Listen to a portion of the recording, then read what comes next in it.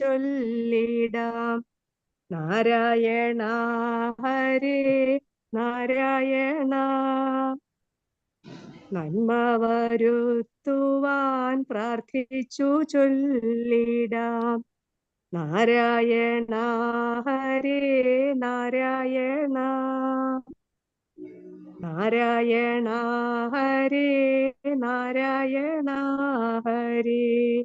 നാരായണ ഹരേ നാരായണ.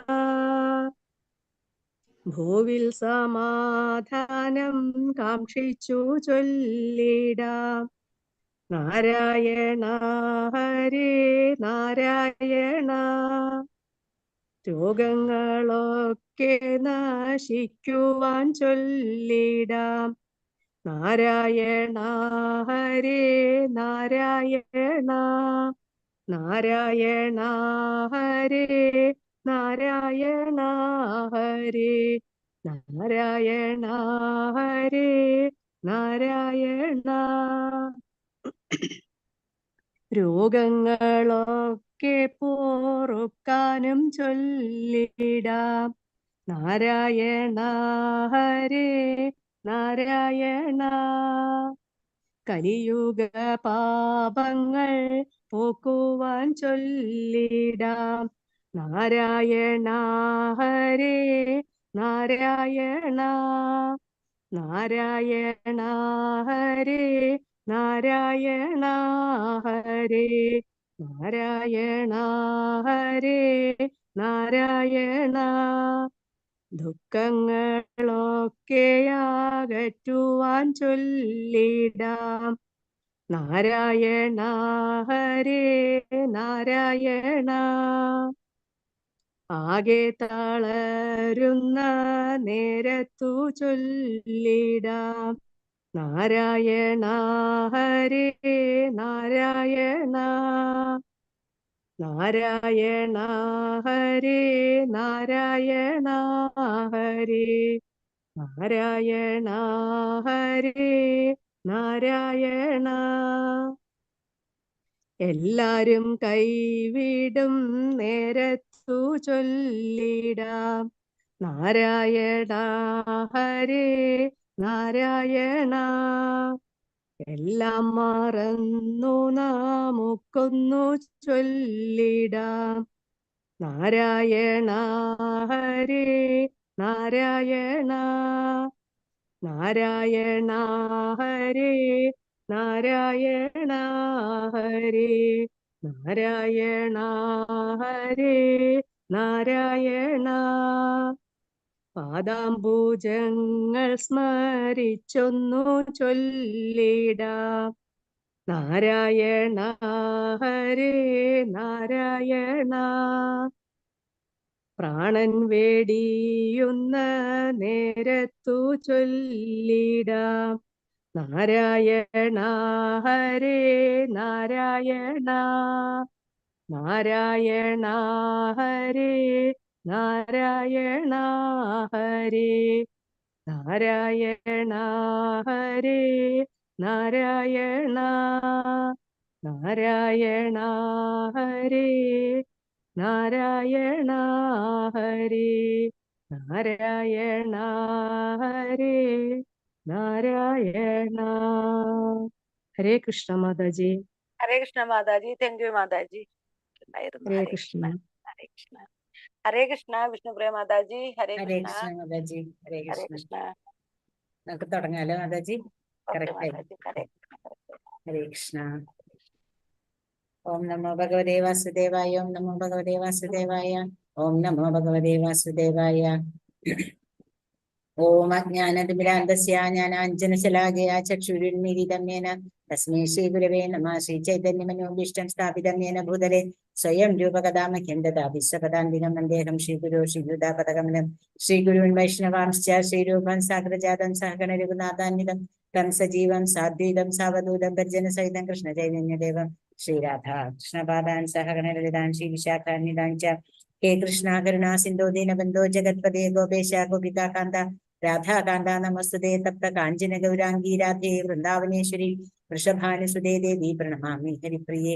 വാഞ്ചാകൽപതരുഭ്യശ്ച കൃപാ സിന്ധുഭ്യേവ ച പതിതാനാം പാവനേഭ്യോ വൈഷ്ണവേഭ്യോ നമോ നമഃ. നമഃ. ഓം വിഷ്ണുപാദായ കൃഷ്ണപ്രേഷ്ഠായ ഭൂതലേ ശ്രീമതേ ഭക്തിവേദാന്ത സ്വാമിനിധി നാമിനേ നമസ്തേ സരസ്വതേ ദേവേ ഗൗരവാണി പ്രചാരിണേ നിർവിശേഷ ശൂന്യവാദി പാശ്ചാത്യ ദേശതാരിണേ. ജയ ശ്രീകൃഷ്ണ ചൈതന്യ പ്രഭോ നിത്യാനന്ദ ശ്രീ അദ്വൈത ഗദാധര ശ്രീവാസാദി ഗൗര ഭക്തവൃന്ദ. ഹരേ കൃഷ്ണ കൃഷ്ണ കൃഷ്ണ ഹരേ ഹരേ, ഹരേ രാമ രാമ രാമ ഹരേ ഹരേ. ഹരേ കൃഷ്ണ കൃഷ്ണ കൃഷ്ണ ഹരേ ഹരേ, ഹരേ രാമ രാമ രാമ ഹരേ ഹരേ. ഹരേ കൃഷ്ണ കൃഷ്ണ കൃഷ്ണ ഹരേ ഹരേ, ഹരേ രാമ രാമ രാമ ഹരേ ഹരേ.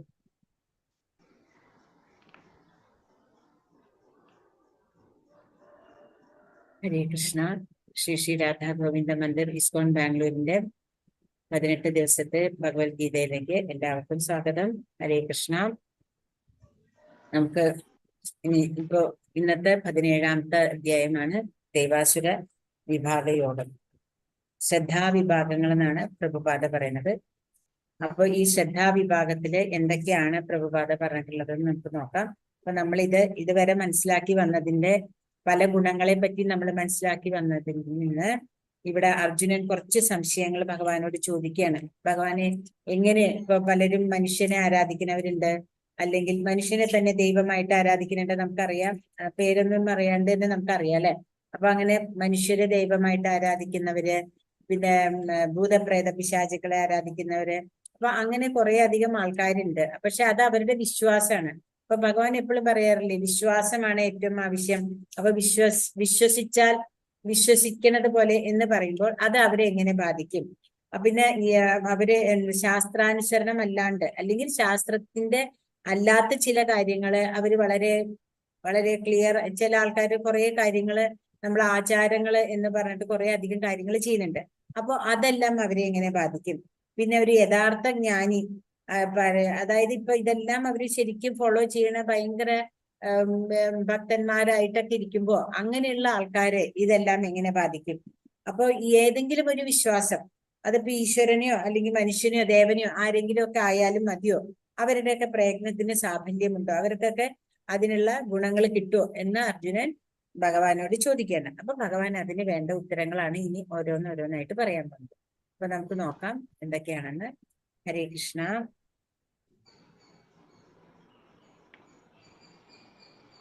നാരായണ നമസ്കൃത്യ നരം ജീവ നരോത്തമൻ ദേവീം സരസ്വതീം വ്യാസം തതോ ജയമുദ്രേ നഷ്ടപ്രായേഷു പത്രേഷു നിത്യം ഭാഗവത സേവയ ഭഗവതുത്തമ ശ്ലോകേ ഭക്തിർഭവതി നൈഷ്ടകിമുഖം കരോതി വാചാലം ഭംഗം ലംഘേതേ ഗിരിം യത്കൃപാതമഹം വന്ദേ ശ്രീ ഗുരും ദീനതാരണം പരമാനന്ദമാധവം ശ്രീ ചൈതന്യമീശ്വരം. ഹരേ കൃഷ്ണ കൃഷ്ണ കൃഷ്ണ ഹരേ ഹരേ, ഹരേ രാമ രാമ രാമ ഹരേ ഹരേ, ഹരേ കൃഷ്ണ കൃഷ്ണ കൃഷ്ണ ഹരേ ഹരേ, ഹരേ രാമ രാമ രാമ ഹരേ ഹരേ. ഹരേ കൃഷ്ണ കൃഷ്ണ കൃഷ്ണ ഹരേ ഹരേ, ഹരേ രാമ രാമ രാമ ഹരേ ഹരേ. ശ്രീല പ്രഭുപാദ് കി ജയ്, ശ്രീല ഗുരുദേവ് കി ജയ്, നിതായ് ഗൗര ഹരി ഹരി ബോൽ, ശ്രീ നമനിഷ്ഠ പ്രഭുജി കി ജയ്. ഹരേ കൃഷ്ണ. നമുക്ക് നോക്കാം ഇന്നത്തെ ക്ലാസ്സിൽ എന്തൊക്കെയാണ് ഭഗവാൻ പറയണതെന്ന്. ഹരേ കൃഷ്ണ.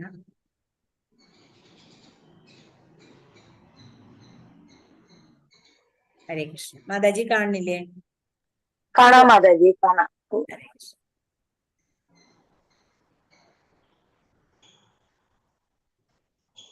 ശ്രദ്ധാവിഭാഗങ്ങൾ എന്നാണ് ഇതിന്റെ പേര്. ആദ്യത്തെ ശ്ലോകം അർജുനൻ ചോദിക്കുകയാണ് ഭഗവാനോട്. അർജുന ഉവാച യേ ശാസ്ത്രവിധിമുത്സൃജ്യ യജന്തേ ശ്രദ്ധയാന്വിതാഃ തേഷാം നിഷ്ഠാതു കാ കൃഷ്ണ സത്വമാഹോ രജസ്തമഃ. അപ്പൊ ഇതുവരെ നമ്മള് 3 ഗുണങ്ങളെ പറ്റി പഠിച്ചു. അത് എന്തൊക്കെയാണ് ആ 3 ഗുണങ്ങള് എന്ന് പറഞ്ഞു തന്നു. പിന്നെ നമ്മൾ മനസ്സിലാക്കിയത് ആ ഗുണങ്ങൾക്കനുസരിച്ചുള്ള അവരുടെ സ്വഭാവം എന്താണെന്ന് മനസ്സിലാക്കി. ദൈവാസുര സമ്പദ് വിഭാഗ യോഗത്തില് അസുരന്മാരുടെയും ദേവന്മാരുടെയും ഗുണങ്ങൾക്കനുസരിച്ചിട്ട് എന്തൊക്കെയാണ് അവര് ചെയ്യണത്, അല്ലെങ്കിൽ എങ്ങനെയൊക്കെയാണ് അവര് വീണ്ടും ജനിക്കുന്നത് എന്ന് പറഞ്ഞു.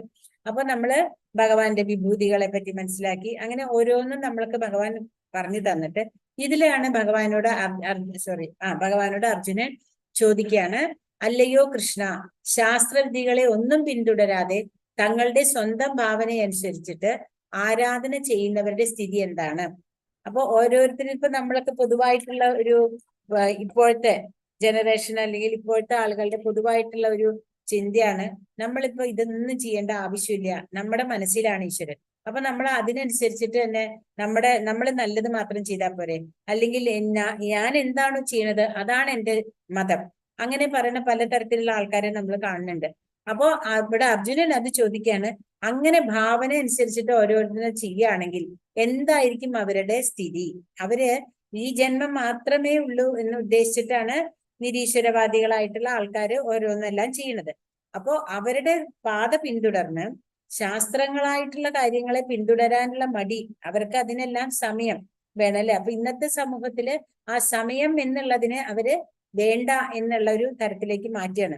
എന്നിട്ട് ഇതൊന്നും ഇല്ലെങ്കിലും ഭൗതികമായ ആവശ്യങ്ങൾ മാത്രം നടന്നാലാണ് എല്ലാം എന്ന് ചിന്തിക്കുന്ന ആ സമൂഹത്തിലേക്ക് ചോദിക്കുകയാണ് അർജുനൻ, അങ്ങനെ ചെയ്യണവരുടെ സ്ഥിതി എന്താണ്? രജസ് തമസ് എന്ന ഗുണങ്ങളിൽ അവരിൽ ഏതാണ് കാണുന്നത്? അപ്പൊ അങ്ങനെ ചെയ്യുന്നവരെ ഇതിൽ എന്ത് വിഭാഗത്തിൽ വരുന്ന അർജുനൻ ചോദിക്കുകയാണ് ഭഗവാനോട്. ഭഗവാൻ ഇതിനു മുമ്പ് നമുക്ക് 4-ാമത്തെ അധ്യായത്തിൽ പറഞ്ഞു തന്നിട്ടുണ്ട്, ശ്രദ്ധാവാൻ ലഭതേ ജ്ഞാനം.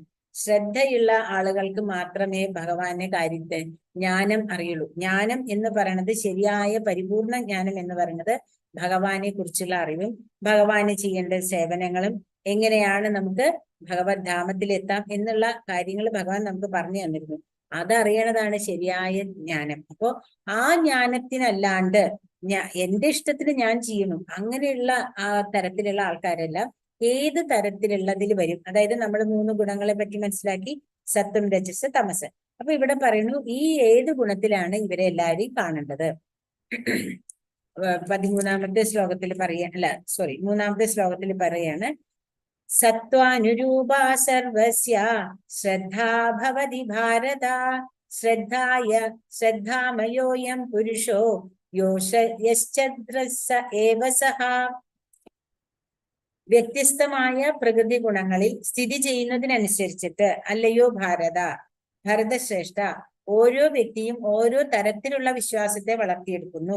താൻ ആർജിച്ച ഗുണങ്ങൾക്കനുസരിച്ച് ജീവസത്തകളെ ഓരോ പ്രത്യേക വിശ്വാസമുള്ളവരെന്ന് പറയപ്പെടുന്നു. അപ്പൊ ഇവിടെ ഭഗവാൻ കാണിച്ചേക്കുന്നതാണ്, നമ്മളിത് ഇവിടെ ഭഗവാനെ സൂര്യനെ പൂജിക്കണു, ചന്ദ്രനെ പൂജിക്കണു, അശ്വിനി ദേവന്മാരെ അങ്ങനെ പൂജിക്കുന്ന ആൾക്കാരുണ്ട്.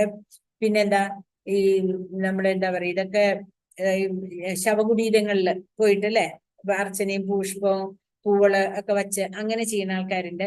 പിന്നെ ഭൂതപ്രേത പിശാചുക്കളെ എല്ലാം സേവിക്കുന്നവരുണ്ട്. അപ്പൊ അവരനുസരിച്ച് നോക്കുമ്പോ അതിനെ ബലി കൊടുക്കാം, മരങ്ങള്, അതുപോലെ തന്നെ എന്ത് കണ്ടാലും ദൈവം എല്ലായിടത്തും നിറഞ്ഞു നിൽക്കുന്നു, പരമാത്മ രൂപത്തിലുണ്ട്.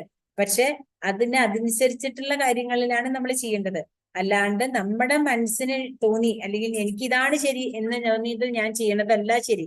അപ്പോ എങ്ങനെയാണ് ഇത് സംഭവിക്കണേന്നാ ഭഗവാൻ പറയണത്? നമ്മുടെ പൂർവ്വകർമ്മങ്ങൾ അനുസരിച്ചിട്ട് നമ്മൾ ഓരോരോ ഗുണങ്ങളോട് കൂടിയാണ് ജനിക്കുന്നത്. അപ്പൊ ആ ഗുണങ്ങൾ അനുസരിച്ചിട്ട് അത് ഭൗതിക പ്രകൃതിയുമായിട്ട് ബന്ധപ്പെട്ടിരിക്കണം. ഈ ഭൗതിക പ്രകൃതിയുമായിട്ട് ബന്ധപ്പെട്ടിരിക്കുന്ന ആ തോതനുസരിച്ചിട്ടാണ് നമ്മളിലുള്ള ഗുണങ്ങൾ വരുന്നത്. അപ്പൊ എങ്ങനെയാണോ നമ്മുടെ പൂർവ്വജന്മത്തിൽ നമുക്ക് ഉണ്ടായിരുന്നത്, ആ ജന്മത്തിലുള്ളതും ഭൗതിക പ്രകൃതിയോടുകൂടെ ചേരുമ്പോൾ ഉണ്ടാവണ മനോഭാവം, നമ്മുടെ മനസ്സിൽ ഉണ്ടാവണ ആ ഭാവത്തിനെയാണ് ജീവാത്മാവിന്റെ ഉണ്ടാവുന്നത്. അതാണ് ആ ജീവാത്മാവിന്റെ ഗുണത്തിനെ നിശ്ചയിക്കുന്നത്. അപ്പൊ ഇവിടെ എന്താ പറയണെന്ന് വെച്ചാൽ, നമ്മളിങ്ങനെ കുറെ ജന്മങ്ങളായിട്ട് ആർജിച്ചു വെച്ച കുറെ കാര്യങ്ങളുണ്ട് അല്ലെ. അപ്പൊ അത് നമ്മുടെ വിശ്വാസം അനുസരിച്ചിട്ട് ആ മനുഷ്യന് ചില എന്താ പറയാ, അങ്ങനെയാണ് അവര് സഹവാസം കൂടെ ഉണ്ടാവുന്നത്. നമുക്ക് തോന്നും അയാളുടെ സഹവാസം കൊണ്ടാണ് ഈ കുട്ടി ചീത്തയായത്, അല്ലെങ്കിൽ ഈ കുട്ടി അത് നല്ല കുട്ടിയായിരുന്നു. അല്ല, ഈ കുട്ടിയുടെ സ്വഭാവം, പൂർവ്വജന്മത്തിലുള്ള സ്വഭാവത്തിനനുസരിച്ചിട്ടുള്ള കൂട്ടുകാരെ തന്നെയാണ് ആ കുട്ടി തിരഞ്ഞെടുക്കുന്നത്. അപ്പൊ അപ്പൊ അതിനുള്ള ആൾക്കാരുടെ കൂടെ ചേരുമ്പോ ആ കുട്ടിക്ക് അതങ്ങോട്ട് ശരിയായിട്ട് തോന്നുകയാണ്. അപ്പൊ നമ്മൾ പറയണതൊന്നും ആ കുട്ടിയെ സംബന്ധിച്ചോളം അല്ലെങ്കിൽ ഒരാളെ സംബന്ധിച്ചോളം അതൊന്നും ശരിയല്ലാണ്ട് മാറുന്നു. കാരണം എന്താ വെച്ചാൽ അവരുടെ ചെയ്ത കർമ്മങ്ങൾക്കനുസരിച്ചിട്ടാണ് അവർക്ക് ഇതെല്ലാം കിട്ടിക്കുന്നത്. കാരണം ഭഗവാൻ 15-ാമത്തെ അധ്യായത്തിൽ പറഞ്ഞിട്ടുണ്ടല്ലേ, ഇതെല്ലാം ഈ കാണുന്നതെല്ലാം ഭഗവാന്റെ തന്നെ പുരുഷ അംശങ്ങളുടെയാണ് അല്ലെ, എല്ലാം പരമപുരുഷന്റെ വിഭിന്ന അംശങ്ങളാണെന്ന് നമ്മൾ പറഞ്ഞിട്ടുണ്ട്. അപ്പൊ ഓരോ ജീവസത്യം അവരുടെ കർമ്മങ്ങൾക്ക് അനുസരിച്ചിട്ടാണ് വരുന്നത്. അപ്പൊ അങ്ങനെ കർമ്മങ്ങളൊക്കെ അനുസരിച്ചിട്ട് വരുമ്പോ അവരുടെ സഹവാസവും അങ്ങനെയുള്ളവരായിട്ടായിരിക്കും. അപ്പൊ ചില ആൾക്കാരെ കാണുമ്പോൾ നമ്മൾ പറയും എനിക്ക് പറ്റണില്ല അയാളായിട്ട്. പക്ഷെ വേറെ ചിലവര് വളരെ വേഗം അവരായിട്ട് അങ്ങോട്ട് അടുക്കും. അപ്പൊ ഓരോരുത്തരുടെ സഹവാസമാണ് അതിന് കാരണം. അപ്പൊ നമ്മൾ എന്തുകൊണ്ടാണ് ഇത് കാരണം എന്ന് വെച്ചിട്ടുണ്ടെങ്കിൽ ഭൗതിക പ്രകൃതിയുടെ വൈവിധ്യ ഗുണങ്ങൾ നമ്മളിലേക്ക് ഇത് ചേരുന്നു, സ്വാധീനം ചെലുത്തുന്നു. ആ സ്വാധീനത്തിനനുസരിച്ചിട്ടാണ് നമ്മളുടെ ഓരോരുത്തരുടെയും പ്രകൃതം വരുന്നത്. അപ്പൊ എന്താവണമെന്ന് വെച്ചിട്ടുണ്ടെങ്കിൽ നമ്മുടെ അതൊരു വ്യക്തിത്വമായിട്ട് മാറുന്നു. കാരണം നമ്മൾ ഭഗവാനെ മറക്കണു. എന്താണ് പരമപുരുഷനായിട്ടുള്ള നമ്മുടെ ബന്ധം എന്ന് നമ്മൾ മറക്കുന്നത് കൊണ്ട് നമ്മൾ പൂർണ്ണമായി ഭൗതികതയിലേക്ക് വരികയാണ്. അപ്പോ നമുക്ക് എന്താ പറയാ, ഇവിടെ പറഞ്ഞേക്കണ എന്താണ്, സത്വാനുരൂപോ സർവസ്യ ശ്രദ്ധാഭവതി ഭാരത.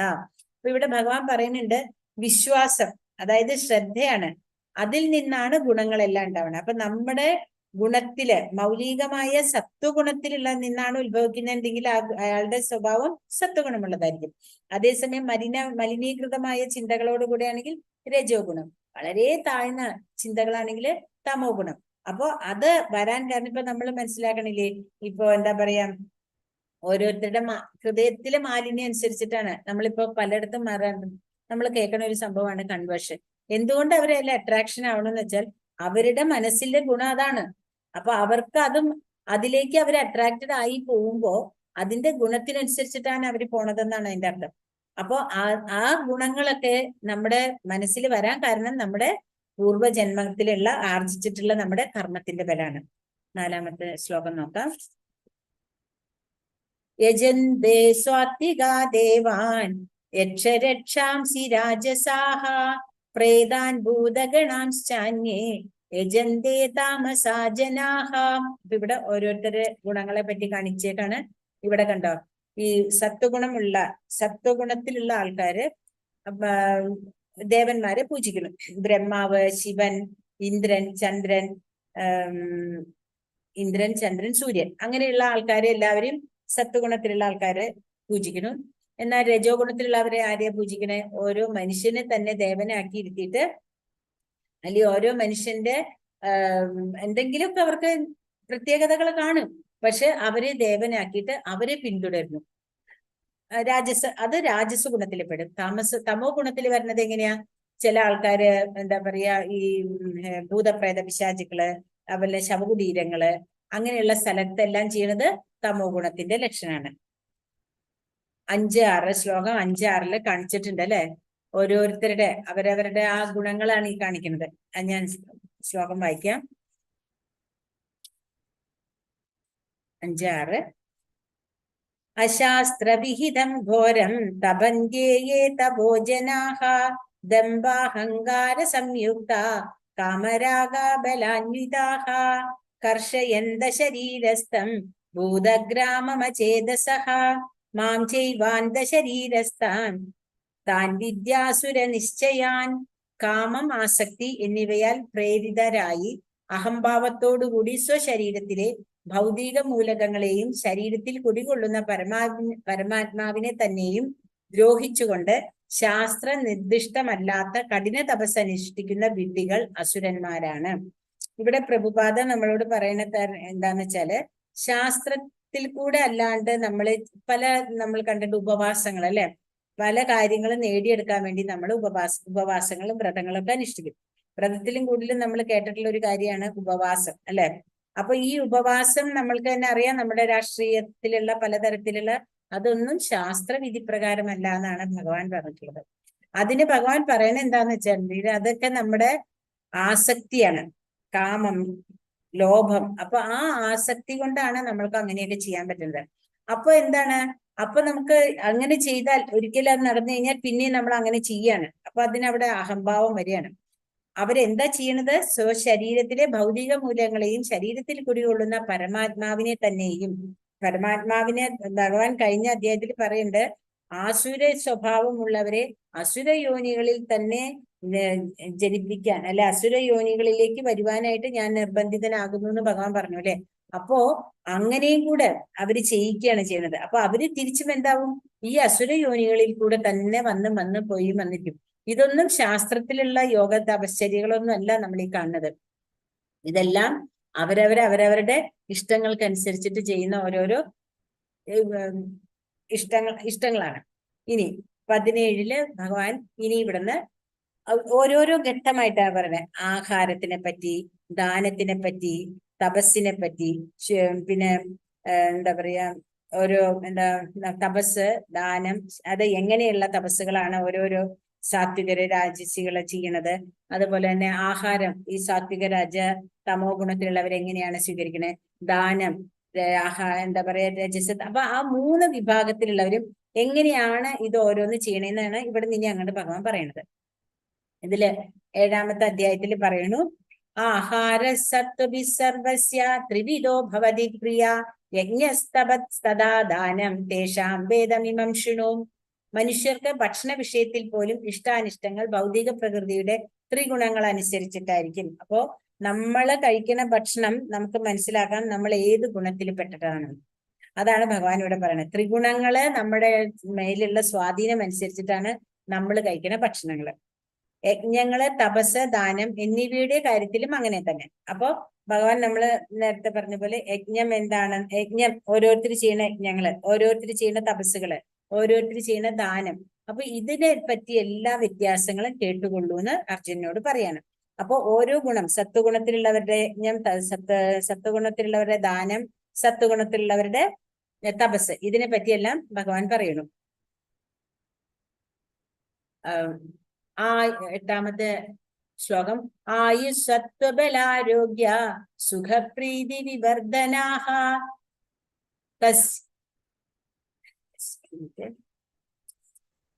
രസ്യാസിഗ്നാ സ്ഥിരാ ഹൃദ്യ ആഹാരാ സാത്വിക പ്രിയാഹ. അതായത് ദീർഘായുസ്സും നിലനിൽപ്പിനെ തന്നെ ശുദ്ധീകരിക്കുന്നതും ബലം നൽകുന്നതും ആരോഗ്യത്തെയും സന്തുഷ്ടിയെയും സംതൃപ്തിയെയും വളർത്തുന്നതും രസവത്തും പ്രതീകരവും പ്രീതികരവും സ്നിഗ്ധവും ആസ്വാദ്യവുമായ ആഹാരമായിരിക്കും സാത്വിക ഭാവികൾക്ക് ഇഷ്ടം. അപ്പൊ സാത്വികരുടെ ഇഷ്ടപ്പെട്ട വിഭവങ്ങൾ എന്ന് പറഞ്ഞാൽ സത്വഗുണമുള്ളതും ശരീരത്തിന് പോഷണങ്ങൾ കിട്ടണതും ശരീരത്തിന് ശുദ്ധി കിട്ടണതും. അപ്പൊ ശരീരശുദ്ധി ഉണ്ടെങ്കിൽ നമ്മൾ ഇന്നലെ മനസ്സിലാക്കിയ പോലെ അത് മനസ്സിനെയും ബാധിക്കുമ്പോൾ മനസ്സും ശുദ്ധമാവും. അപ്പൊ അങ്ങനെയുള്ള ഭക്ഷണങ്ങളാണ് സ്വാത്വികർക്ക് ഇഷ്ടം. സ്വാത്വികർ കഴിക്കുന്ന ഭക്ഷണങ്ങൾ എന്തൊക്കെയാണ്? വെജിറ്റേറിയൻ ആയിരിക്കും, അവരധികം സസ്യാഹാരം കഴിക്കുക, പാലുൽപ്പന്നങ്ങൾ കഴിക്കുക, പിന്നെ അതുപോലത്തെയുള്ള പഴവർഗ്ഗങ്ങൾ കഴിക്കുക. അപ്പൊ അവരുടെ ഭക്ഷണത്തിലുള്ള ആ രുചി അവർക്ക് വേറെ അതിനോടും ഇഷ്ടമുണ്ടാവില്ല. അപ്പൊ അങ്ങനെയുള്ളതനുസരിച്ചിട്ട് നമുക്ക് മനസ്സിലാക്കാം അവര് ഏത് ഗുണത്തിലാണ് മുന്നിട്ട് നിൽക്കുന്നത്. കണ്ടോ, അവരുടെ ഭക്ഷണങ്ങളാണ് ഈ കാണുന്നത് എല്ലാം. ഇതൊക്കെ ഭഗവാന് തുളസിയില ഇട്ട് വെച്ചാൽ അത് പ്രസാദായി. അപ്പൊ ഭഗവാന് സമർപ്പിക്കുമ്പോ ഭഗവാൻ നമ്മളോട് പറഞ്ഞിട്ടുണ്ടല്ലേ, പത്രം പുഷ്പം ബലന്തോയം യോമേ ഭക്ത്യാ പ്രയശ്യതി. അപ്പോ ഭഗവാന് നമ്മള് സ്നേഹത്തോടുകൂടെ പ്രേമത്തോടുകൂടെ എന്താണോ കൊടുക്കുന്നത് അത് ഭഗവാൻ സ്വീകരിക്കും. അപ്പൊ നമ്മളത് 9ാമത്തെ അധ്യായത്തിൽ പഠിച്ചിട്ടുണ്ട്. അപ്പൊ അതാണ് ഇവിടെ കാണിക്കുന്നത്. ഭഗവാന് കൊടുക്കുന്ന ഭക്ഷണം സത്വഗുണമുള്ളതായിരിക്കണം, അത് നമ്മള് സസ്യാഹാരമായിരിക്കണം. അപ്പൊ അതാണ് സ്വീകരിക്കുക എന്ന് ഭഗവാൻ നമ്മളോട് പറഞ്ഞിട്ടുണ്ട്. ഇത് രജോ ഗുണത്തിലുള്ളവരുടെ ഇഷ്ടങ്ങളാണ് ഈ കാണിക്കുന്നത്. അവരുടെ 9ാമത്തെ ശ്ലോകം, അവരുടെ ഇഷ്ടങ്ങൾ എന്തൊക്കെയാ? കയ്പ്, പുളിപ്പ്, ഉപ്പ് രസം, കടുത്ത ചൂട്, അതുപോലെ തന്നെ ഭയങ്കരമായിട്ടുള്ള ഇങ്ങനത്തെ ഒക്കെ ഭക്ഷണം. ഇത് വരൾച്ച എന്ന് പറയണത് എന്ന് വെച്ചാൽ അത് കഴിക്കുമ്പോഴുള്ള ഇതാണ്. അങ്ങനെയുള്ള ഭക്ഷണങ്ങളൊക്കെ ഏറ്റവും ഇഷ്ടപ്പെടുന്നത് രജോ ഗുണമുള്ളവരാണ്. കഡ്വം മ്ലാലവണാത്യുഷ്ണ തീഷ്ണരൂക്ഷ വിദാഹിനാഹ ആഹാരാരാജസസ്യേഷ്ട ദുഃഖശോകാമയപ്രദാഹ. ഇങ്ങനെയുള്ള ഭക്ഷണങ്ങൾ കഴിച്ചിട്ടുണ്ടെങ്കിൽ അവർക്ക് വല്ലാത്ത ഒരു തരം എന്താ പറയാ ദുഃഖവും രോഗങ്ങൾക്കും എല്ലാം കാരണം വരുമെന്നാണ് ഇവിടെ പറയുന്നത്. കണ്ടോ, ഒരു മുളകൊക്കെ കടിച്ച് ചവച്ചിങ്ങനെ കഴിക്കുകയാണ്. അതൊക്കെ അവർക്ക് ഇഷ്ടമാണ് അങ്ങനെയൊക്കെ കഴിക്കുന്നത്. പിന്നെ താമസ ഗുണത്തിലുള്ളവരുടെ ഇഷ്ടങ്ങള്, യാതയാമം ഗതരസം പൂരി പര്യുഷിതം ചയത് ഉച്ഛിഷ്ടം അഭിചാമേധ്യം ഭോജനം താമസപ്രിയം. അതെ, ഇവിടെ പറയണത് നോക്കുകയാണെങ്കിൽ 3 മണിക്കൂറിന് മുമ്പുള്ള ഭക്ഷണം നമ്മള് താമസത്തിലാ വരിക എന്ന് പറഞ്ഞത്. പക്ഷെ നമ്മളൊക്കെ ഇപ്പോ എല്ലാം ഫ്രിഡ്ജിൽ എടുത്ത് വെച്ച് ചൂടാക്കി കഴിക്കുന്നതാണ്. അപ്പൊ അത് ഏത് വിഭാഗത്തിൽ പെടുന്നുള്ളത് നമുക്ക് പറയാൻ പറ്റില്ല. പക്ഷെ ഭഗവാൻ പറഞ്ഞു തന്നിട്ടുള്ളത് നമ്മളോട് ഭക്ഷണം കഴിക്കുന്നതിന് മുമ്പ് 3 മണിക്കൂർ മുമ്പായിരിക്കണം നമ്മൾ ഭക്ഷണം പാകം ചെയ്യേണ്ടത്. ആ ഭക്ഷണം എപ്പോഴും അപ്പൊ അതിന്റെ ആ രുചി പോവരുത്, അതാണ് ഉദ്ദേശിക്കുന്നത്. ആ മണം രുചിയും പോയി ചൂടെല്ലാം ആറിക്കഴിഞ്ഞാൽ അതിന്റെ ഗുണം കുറയും. അത് മാത്രമല്ല, സയന്റിഫിക്കലി നോക്കിയാലും അതിൽ ബാക്ടീരിയയുടെ ഇത് വരാനായിട്ട് സാധ്യതയുണ്ട്. അപ്പൊ അതുകൊണ്ട് അത് നമുക്ക് കുറെ നേരം കഴിയുമ്പോൾ നമുക്ക് തന്നെ അറിയാം. രാവിലെ വെച്ച ചോറ് വേനൽക്കാലത്തൊക്കെ ഒരു വൈകുന്നേരം ആകുമ്പോഴേക്കും അതിൽ നിന്ന് വെള്ളം കെട്ടിയിട്ട് ചിലപ്പോൾ മണം വരെ വന്നിട്ടുണ്ടാവും. അപ്പോ അതില് ബാക്ടീരിയയുടെ പ്രവർത്തനങ്ങൾ ഉള്ളത് കൊണ്ടാണല്ലോ അത് ചീത്തയാവണത്, അല്ലെ? അപ്പൊ അതുകൊണ്ട് അങ്ങനെയുള്ള സാധനങ്ങൾ ഒന്നും താമസ സ്വഭാവികൾക്കാണ് ഇഷ്ടം ഉണ്ടാവുക. വളരെ തണുത്ത ഭക്ഷണം, പഴയ ഭക്ഷണം, അതൊക്കെ അവര് കഴിക്കും, അതിന് ഉച്ചിഷ്ടം. പക്ഷെ നമ്മളുടെ നാരദന്റെ ഒരു സ്റ്റോറിയിൽ പറയണത്, നാരദൻ ദാസിപുത്രനായിട്ട് ഇരുന്ന സമയത്ത് അവിടെ ഈ ചാതുർമാസ്യത്തില് വളരെ നല്ല ഉയർന്ന കുറച്ച് താപസികൾ വരും. അപ്പൊ അവര് വന്നിട്ട് നാരദരാണ് അമ്മയാണ് പരിചരിച്ചിരുന്നത്. അമ്മ ദാസിയായിരുന്നു, അമ്മയാണ് അവിടെ പരിചരിച്ചിരുന്നത്. അപ്പൊ നാരദനും അവിടുന്ന് കുട്ടിയാണ്, 6 വയസ്സേ ഉള്ളൂ. അവിടെ വന്ന് അവരെ പരിചരിക്കാനും അവരുടെ പ്രസാദം, അതായത് ഗുരുപ്രസാദം, അവരുടെ ആ പ്രസാദം കഴിച്ചു കഴിഞ്ഞിട്ടുള്ള ഉച്ചിഷ്ടം നാരദർക്ക് കൊടുക്കാനും നാരദർക്ക് ഭക്തി വന്നു എന്നാണ് പറഞ്ഞത്. അപ്പോ അങ്ങനെ ഉള്ള ഉച്ചിഷ്ടം, അത് ഉച്ചിഷ്ടമല്ല, അത് അവരുടെ പ്രസാദമാണ് നമുക്ക് തരുന്നത്. അത് നമുക്ക് സ്വീകരിക്കാം. അല്ലാണ്ട് എല്ലാവരുടെയും ഉച്ചിഷ്ടം അല്ലെങ്കിൽ എല്ലാവരുടെയും ബാക്കിയുള്ളത് നമ്മൾ സ്വീകരിക്കുന്നത് തമോ ഗുണത്തിലുള്ളവരാണ്. കണ്ടോ? ഇനി 11ാമത്തെ ശ്ലോകം. അഫലാകാംക്ഷി ബിർയജ്ഞോ വിദിദിഷ്ടോ യുജ്യതേ യഷ്ടവ്യമേവേദി മനാ സമാധായ സാത്വികഃ. അതായത് ഇനി യജ്ഞത്തിനെ പറ്റി ഈ 3 വിഭാഗത്തിലുള്ള ആൾക്കാര് എങ്ങനെയാണ് യജ്ഞങ്ങൾ ചെയ്യണതെന്ന് നമുക്കറിയാം. നമുക്ക് ചെയ്യേണ്ട യജ്ഞം എന്ന് പറയുന്നതാണ് നാമസങ്കീർത്തന യജ്ഞം. അപ്പൊ അതിനെ നമുക്ക് ഒരു തരത്തിലും ഒരു ചെലവും ഇല്ലാണ്ട് നമുക്ക് എവിടെ ഇരുന്നും ചെയ്യാൻ പറ്റിയ യജ്ഞമാണ് സാത്വികം, അല്ല ജപയജ്ഞം. അപ്പോ ആ ജപയജ്ഞത്തിന് അല്ലാണ്ട് ആ യജ്ഞം ചെയ്യേണ്ട വിധമാണ് എങ്ങനെയാണെന്ന് പറഞ്ഞു തരാണ്. യജ്ഞത്തിൽ വെച്ച് ഫലോദിഷ്ടമല്ലാതെയും സശ്രദ്ധവും വേദവിധി പ്രകാരം കർത്തവ്യബോധത്തോടെ അനുഷ്ഠിക്കപ്പെടുന്ന യജ്ഞം അത്രേ സാത്വികം. അപ്പൊ വേദത്തിൽ എന്താണോ പറഞ്ഞിട്ടുള്ളത് അതിനെ വിധിയാവണ്ണം നമുക്ക് പ്രത്യേകിച്ച് യാതൊരു ആഗ്രഹങ്ങളും ഇല്ലാണ്ട് ഫലോദിഷ്ടം നമ്മൾ ചെയ്യണ യജ്ഞം നമ്മുടെ ഒരു കടമയായിട്ട് നമ്മൾ ചെയ്യണം. നമ്മൾ അതിന്റെ ഫലമൊന്നും നമ്മൾ ആഗ്രഹിക്കുന്നില്ല. അതും ശ്രദ്ധയോടുകൂടെ വേദത്തിന്റെ വിധിപ്രകാരം കർത്തവ്യം അനുഷ്ഠിക്കുന്നതാണ് സാത്വിക യജ്ഞം. രാജസാണെങ്കില് അഭിസന്ധായ തു ഫലം ദമ്പാർത്ഥമഭിചൈവയത് യുജ്യതേ ഭരതശ്രേഷ്ഠ തം യജ്ഞം വിദ്ധി രാജസം. ഭൗതികമായ എന്തെങ്കിലും പ്രയോജനത്തിന് വേണ്ടി ഗർഭ കാട്ടാനോ അനുഷ്ഠിക്കപ്പെടുന്ന യജ്ഞം രാജസം എന്നറിയുക, അല്ലയോ ഭരതശ്രേഷ്ഠ. അപ്പൊ ഭഗവാൻ പറയാണ്, ഇപ്പൊ യാഗങ്ങളൊക്കെ നടത്തുകയാണ് എന്നുണ്ടെങ്കിൽ കുറെ ആവശ്യങ്ങൾ, ഇപ്പൊ നമ്മള് പലപ്പോഴും അറിയാം അമ്പലങ്ങളിലൊക്കെ പറയും ഇന്ന പൂജ ചെയ്യണമെന്ന് പറഞ്ഞ ഉത്സവത്തിനൊക്കെ നമ്മൾ ആഗ്രഹിച്ച് ചെയ്യണതിനൊക്കെ രാജസം എന്ന് തന്നെയാ പറയണേ. അപ്പൊ ഇവിടെ പറയണത് ഭൗതികമായ എന്ത് ആവശ്യത്തിന് വേണ്ടിയിട്ട് നമ്മൾ എന്ത് ചെയ്താലും അതെല്ലാം രാജസമാണ്. അപ്പോ അതുകൊണ്ട് പറയാണ് അങ്ങനെ അനുഷ്ഠിക്കുന്നതിന് രാജസമാണ് എന്ന് അറിഞ്ഞാലും. അടുത്തത് തമോ ഗുണത്തിലാണെങ്കിൽ യജ്ഞം എങ്ങനെ ഇരിക്കുന്നത്? വിധിഹീനമസൃഷ്ടാന്നം മന്ത്രഹീനമദക്ഷിണം ശ്രദ്ധാവിരഹിതം യജ്ഞം താമസം പരിചക്ഷതേ. വേദോക്ത വിധികൾ അനുസരിക്കാതെ, അപ്പൊ നമ്മൾ പറഞ്ഞു വേദവിധികൾ അനുസരിക്കുന്നത് ദേവന്മാര് അല്ലെ, സാത്വികരായിട്ടുള്ള ആൾക്കാരാണ്. അല്ലാത്തവർക്ക് അതിന് വിശ്വാസമില്ലാണ്ട് അതിനെ ഇതായിട്ട് ചെയ്യണതെല്ലാം അസുര സ്വഭാവികളാണ് നമ്മൾ പറഞ്ഞിട്ടുണ്ടായി. അതുപോലെ തന്നെ വേദോക്തമല്ലാത്ത കർമ്മം ചെയ്യുന്നതാണ് വികർമ്മം. വികർമ്മം എന്ന് പറയുന്നത് കർമ്മത്തിൽ തന്നെ അകർമ്മം എന്ന് പറയുന്നത് നമ്മള് സാത്വികൾ ചെയ്യണതാണ്. കാരണം അവരൊന്നും ആഗ്രഹിക്കുന്നില്ല, നേരെ മറിച്ച് തെറ്റായ മാർഗത്തില് ചെയ്യണ യജ്ഞങ്ങളെല്ലാം താമസ ഗുണമാണ്. അപ്പൊ ഇതിൽ പറയുന്നത് വേദോക്ത വിധികൾ അനുസരിക്കാതെയും പ്രസാദ വിതരണം, മന്ത്രോച്ചാരണം, പൂജാരിക്ക് ദക്ഷിണ എന്നിവ കൂടാതെയും വിശ്വാസമില്ലാതെയും ചെയ്യപ്പെടുന്ന യജ്ഞം തമോ ഗുണമുള്ളതാണ്. കുറെ പൈസയൊക്കെ ചെലവാക്കി യജ്ഞങ്ങളും കാര്യങ്ങളെല്ലാം ചെയ്താലും പൂജാരിക്ക് ദക്ഷിണ കൊടുക്കുന്ന സമയത്ത് ഒന്ന് പിടിക്കും, കാരണം ഇത്രയും ആവശ്യമുണ്ടോ ദക്ഷിണ? കാരണം ഞാൻ അത് മേടിച്ചതല്ലേ, ഇത് മേടിച്ചതല്ലേ, എന്തിനാ ഇത്ര ദക്ഷിണ കൊടുക്കണേന്ന് ചോദിക്കും. ശരിക്കും അവരിൽ ചെല്ലണ മന്ത്രത്തിന്റെയും അവരുടെ മനസ്സിന്റെയുമാണ് ആ യജ്ഞത്തില് അവര് കൊടുക്കുന്നത്. എന്നിട്ട് നമ്മൾ കൊടുക്കുമ്പോൾ ആ ദക്ഷിണ അവരുടെ മനസ്സിന് സന്തോഷമായിട്ടുണ്ടെങ്കിൽ ആ മനസ്സിന്റെ സന്തോഷത്തിലാണ് അത് പൂർത്തിയാവണത് ആ യജ്ഞം. അപ്പൊ നമ്മൾ ദക്ഷിണ കൊടുക്കണ്ടെന്നൊക്കെ ഇപ്പൊ പറയുന്നുണ്ടെങ്കിൽ അത് തെറ്റാണ്. അവര് ചെയ്യണ കർമ്മത്തിന് നമ്മൾ ആ ദക്ഷിണ കൊടുത്ത് അവരെ സന്തോഷിപ്പിക്കുമ്പോൾ അതിനനുസരിച്ചിട്ടുള്ള യജ്ഞബലം കിട്ടും. പക്ഷെ തമസ ഗുണത്തിലുള്ളവരെന്താ പറയാ? അവർക്കൊന്നും ദക്ഷിണ കൊടുക്കണ്ട, അതൊന്നും ആവശ്യമില്ല.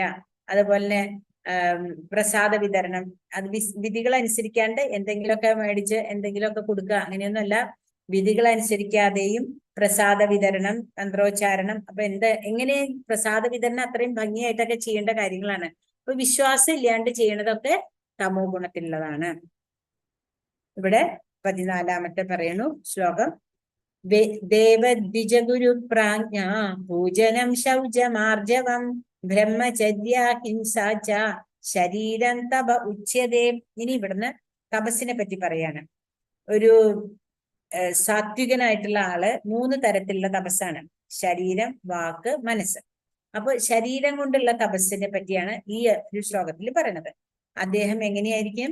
പരമപുരുഷൻ, ബ്രാഹ്മണൻ, ആധ്യാത്മികാചാര്യൻ, മാതാപിതാക്കൾ തുടങ്ങിയ ഉന്നതർ എന്നിവരെ ആരാധിക്കൽ, ദേഹശുദ്ധി, ലാളിത്യം, ബ്രഹ്മചര്യം, അഹിംസ എന്നിവയെ ശാരീരികമായ തപസ് എന്ന് പറയുന്നു. അതായത് നമ്മുടെ ആചാര്യന്മാരെ നമ്മൾ പൂജിക്കണം. ആചാര്യന്മാരെ കണ്ടാൽ നമ്മൾ അവിടെ നമസ്കരിക്കണം എന്നാ പറയാ. ഒരു വൈഷ്ണവനെ കണ്ടാൽ നമ്മൾ നമസ്കരിക്കണം. കാരണം വൈഷ്ണവൻ ഭഗവാനെ വിളിക്കണം, ഭഗവാന്റെ മാത്രം ആളാണ് അല്ലെ. അപ്പോ ആ വൈഷ്ണവനെ കണ്ടാൽ നമ്മൾ നമസ്കരിക്കണം.